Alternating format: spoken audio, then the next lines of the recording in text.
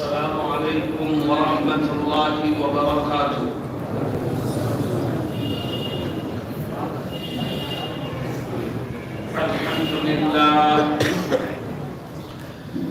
الحمد لله نحمده ونستعينه ونستغفره ونؤمن به ونتوكل عليه ونعوذ بالله من شرور أنفسنا ومن سيئات أعمالنا. من يهده الله فلا مضل له ومن يضلله فلا هادي له. ونشهد أن لا إله إلا الله وحده لا شريك له. ونشهد أن سيدنا ونبينا وشفيعنا وسندنا ومولانا محمدا عبده ورسوله صلى الله تعالى عليه وعلى آله وصحبه وبارك وسلم. أما بعد، أعوذ بالله من الشيطان الرجيم. بسم الله الرحمن الرحيم. والذين جاهدوا فينا لنهدينهم سبلنا وإن الله لمع المحسنين. صدق الله مولانا العظيم. حضرات علماء کرام، جمعیت علماء اتر پردیش کے مختلف اضلاع کی مجالس منتظمہ کے ارکان، سب سے پہلے میں رب ذوالجلال کا شکر ادا کرتا ہوں کہ اس نے ہم کو موجودہ احوال میں جمعیت کے کاز اور اس کی سوچ و فکر کو سمجھنے کے لیے جمع ہونے کا موقع عطا فرمایا. خدا ہمارے اس مل بیٹھنے کو قبول فرمایا. دوسرے نمبر پر میں مشکور ہوں مفتی یاسر صاحب اور ان کے ساتھیوں کا کہ انہوں نے محنت کر کے اپنے علاقے میں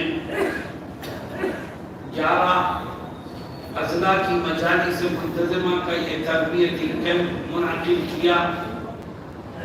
پتہ نہیں کتنے ہفتوں سے محنت کر رہے ہوں گے اور کیا کیا پلان بنائے ہوں گے، مگر میں ان سے کہتا ہوں کہ آپ اپنے دل کو چھوٹا مت کرو.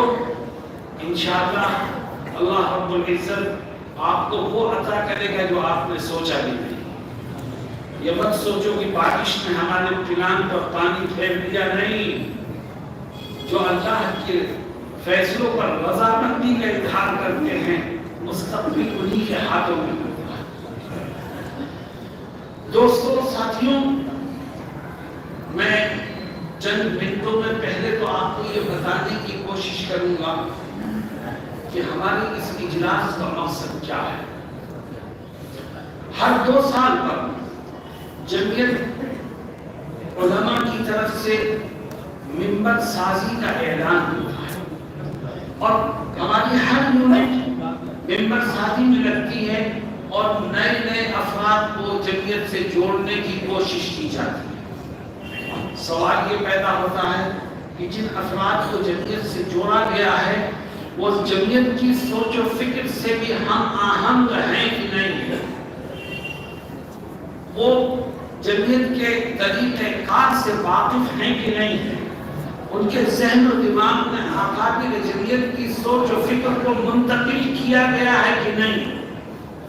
یہ تربیتی کیمپ در حقیقت اسی مقصد سے منعقد کیا جاتا ہے تاکہ اکابر جمعیت اور دستور جمعیت کی روشنی میں جمعیت کے کاز کو، اس کے طریقہ عمل کو، اس کے کام کرنے کے انداز کو لوگوں کے ذہن و دماغ میں بٹھایا جائے تاکہ جمعیت سے وابستہ ہو کے صحیح لائن پر کام کرنے کا ہر رکن کو موقع مل سکے. آج ہم نے آپ کو جمع کیا ہے اور ہر ضلع سے کہا ہے کہ اپنے مجالس سے اپنی مجلس منتظمہ کے ارکان کو لے کے آؤ تاکہ ہم ان کو یہ بتا سکیں کہ آپ جمعیت سے وابستہ ہو گئے ہیں تو آپ کے کندھوں پر کون کون سی ذمہ داریاں عائد ہوتی. آپ جمعیت سے وابستہ ہو گئے ہو تو آپ کو کن راہوں پر چل کر کے قوم و ملت کی اور اس ملک کی خدمت کرنی ہے. میرے دوستوں اور ساتھیوں، آپ کو جمع کرنے کا مقصد یہی ہے. حقیقت یہ ہے کہ آج سے 60-70 سال پہلے یہ ملک غلام تھا. 7 سمندر پار سے آنے والے تن کے گورے من کے کالے انگریزوں نے ہندوستانیوں کو اپنا غلام بنایا. اور یاد رکھو، طاقت کو پوجنے والوں نے ان کو اپنا خدا مان لیا تھا، لیکن ان کی آنکھوں میں آنکھیں ڈال کر اگر ان سے ٹکر لینے کی طاقت کسی میں تھی تو وہ صرف لا الہ الا اللہ محمد رسول اللہ کا کلمہ پڑھنے والوں میں تھی، کیونکہ وہ اللہ کے سوا کسی کے سامنے جھکتے ہیں. وہ طاقت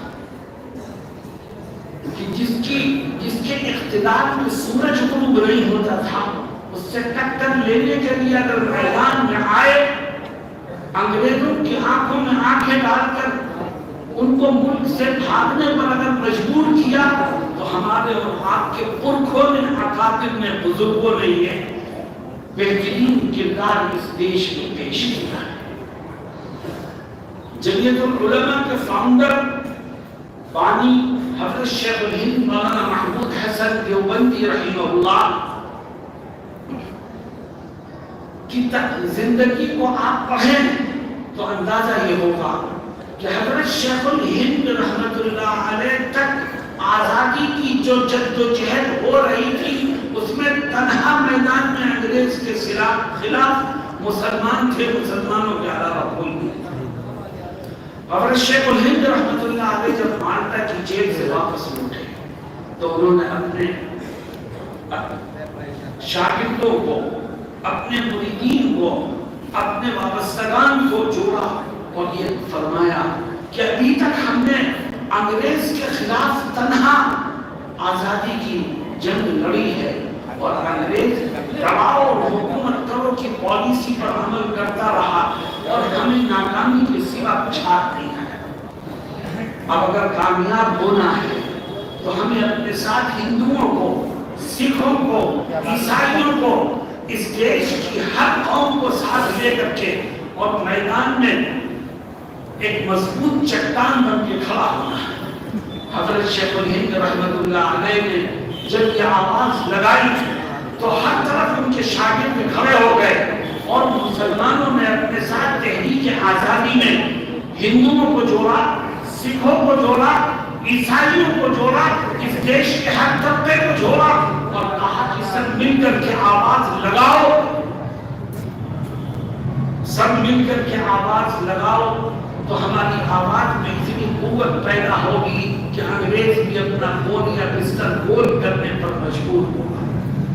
میرے دوستوں، ساتھیوں، جمعیت نے ملک کی آزادی سے پہلے اس ملک کو ایک مضبوط ملک بنانے کے لیے اتحاد، قومی اتحاد کا نعرہ لگایا اور مذہب سے اوپر اٹھ کر محض ہندوستانی ہونے کی بنیاد پر سب کو ایک پلیٹ فارم پر لانے کی بھرپور کوشش کی.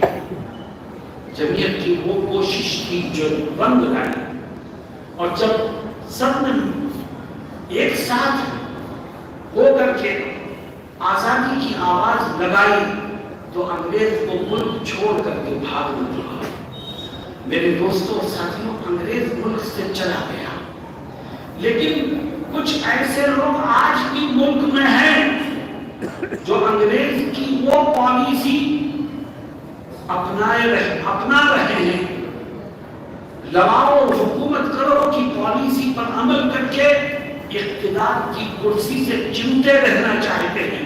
میں انہیں یہ باور کرانا چاہتا ہوں کہ اس دیش کی مٹی نے ہمیشہ پیار و محبت کے نغمے گائے ہیں. نفرت کے پجاری پہلے بھی ناکام ہوئے ہیں، آئندہ بھی ناکام ہوئے ہیں. میرے دوستوں اور ساتھیوں، ملک آزاد ہو گیا. ملک آزاد ہوا تو ہمیں ایک مسئلہ پھر پیدا ہوا. میں آپ کو بتاتا ہوں کہ جمعیت علماء کی سوچ و فکر کیا ہے. قدم بقدم میرے ساتھ چلو.